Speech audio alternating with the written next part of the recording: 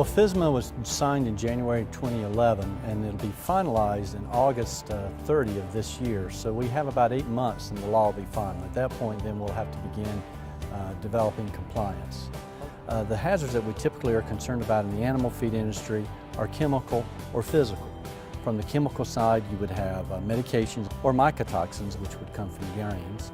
But you'd also have chemicals that could come from improper use of ingredients, such as trace minerals or vitamins that could create issues if used inappropriately in animal feed. Medicated feeds have been regulated by FDA since about 1977 and have done a great job ensuring the quality and safety of animal feed that we feed today.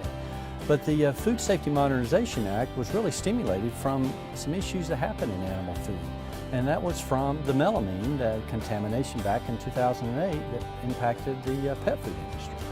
So the challenge will be for many animal feed manufacturers is understanding what parts of the rule apply to animal feed versus apply to pet food. And you need to focus on reasonably foreseeable hazards versus all hazards. You need to focus on reasonably foreseeable hazards within your facility. At the farm level, you can anticipate that they're going to be required to have better records. They're going to have to ensure where that feed was received, where that feed was used, so that it can be tracked by lot, so it can be understood, the feed mill can be able to trace. The farmer will in turn be required to have better records to ensure that he has traceability of the feed, where the medications were fed, that it was fed to the right animal, that it was not overfed, that it was used appropriately, and they'll need to show records and verify that it was done. TRACOG will really be dependent upon their supplier of the owner of the bird, or the contract farm. So the person who owns the barn will have to determine what records he's going to require of them to ensure that they're maintaining good records. If we are telling the feed manufacturers that they need to begin implementing and developing processes for good manufacturing practices.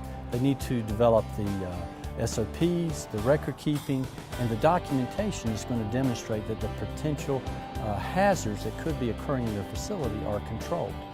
It comes back to that of supplier verification, so they're going to have to develop a process to ensure their suppliers are providing them material that is safe for animal use, or that supplier controls the hazard. We're going to see a lot more in development is relationships between suppliers and the feed manufacturers to ensure hazards are identified and that they are controlled.